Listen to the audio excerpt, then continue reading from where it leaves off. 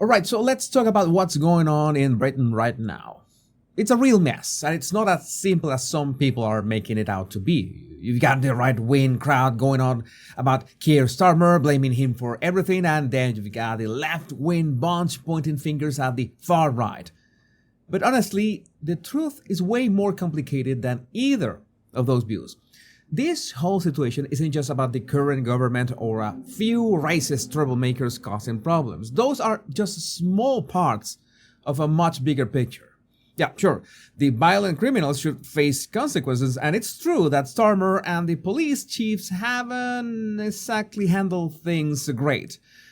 But the real issues go way, way deeper than that. Britain's economy is kind of stuck in a rut right now. It's been relying on cheap workers from other countries for a long time, and a lot of people are just fed up with all the immigration. The borders are basically wide open at this point, and that's not an exaggeration. If we go back to the 90s, about 50,000 people immigrated legally each year. And now that's roughly the number of illegal immigrants coming in every year. It's crazy how much things have changed in just one generation. Now, don't get me wrong, the Muslim community in Britain is pretty diverse. Most of them are decent, law-abiding people just trying to live their lives. But as a whole, they haven't really integrated into British society as much as some people hoped. I mean, some stats that I have not confirmed claim that more British Muslims have joined ISIS and al-Nusra than the British Army, and that's according to some big mainstream media like The Guardian and the New York Times. And a while back, they had introduced this thing called the Equalities Act with these protected characteristics. That basically it meant that certain racial, ethnic, and religious groups got special treatment.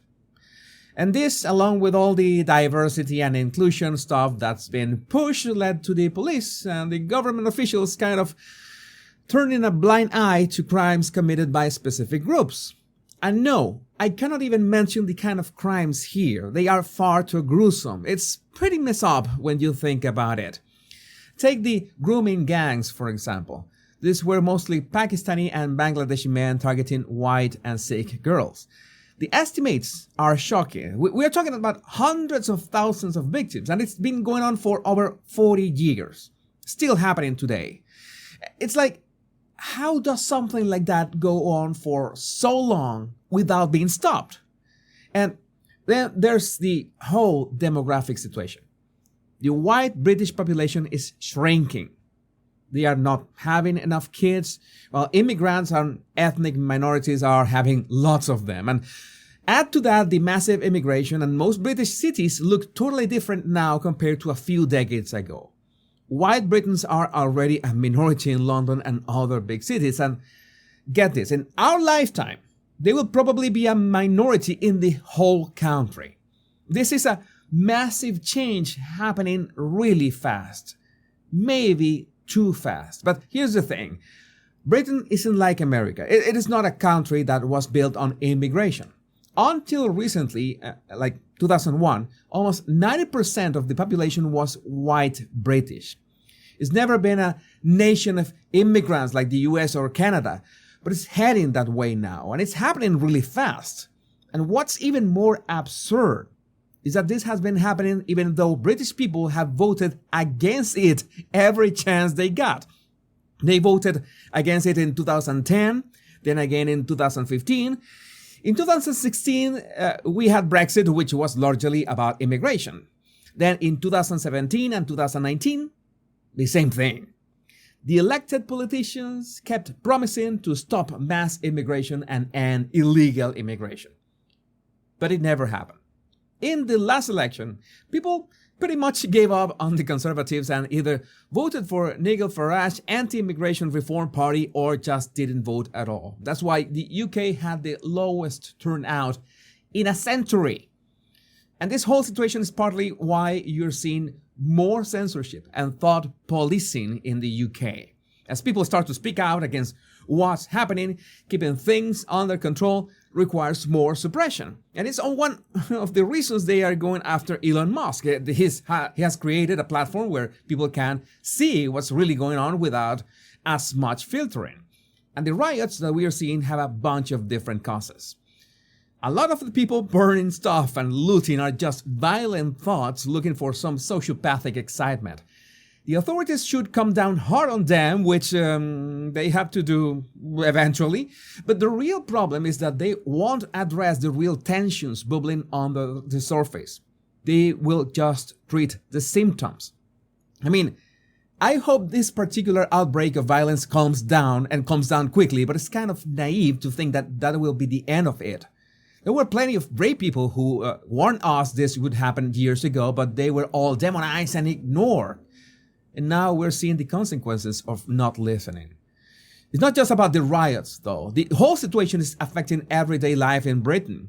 You've got communities that feel like they are living in completely different countries within the same city. There's tension over things like language, culture, religion, stuff that wasn't really an issue a few decades ago.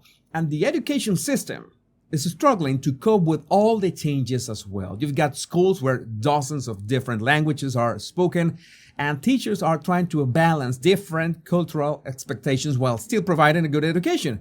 I cannot imagine how hard that is. Then there's a strain on public services.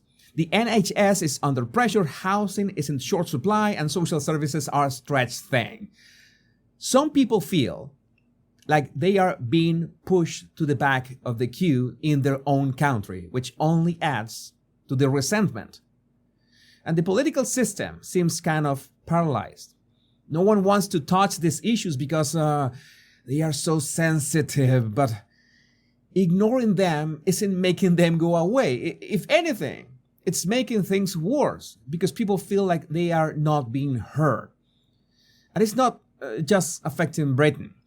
You're seeing similar tensions all over Europe. Countries like France, Germany, Sweden, they are all grappling with these issues of immigration, integration, and national identity. It's like the whole continent is trying to figure out how to handle these massive demographic changes. And the media plays a big role in all this. Some outlets downplay the problems while others sensationalize them.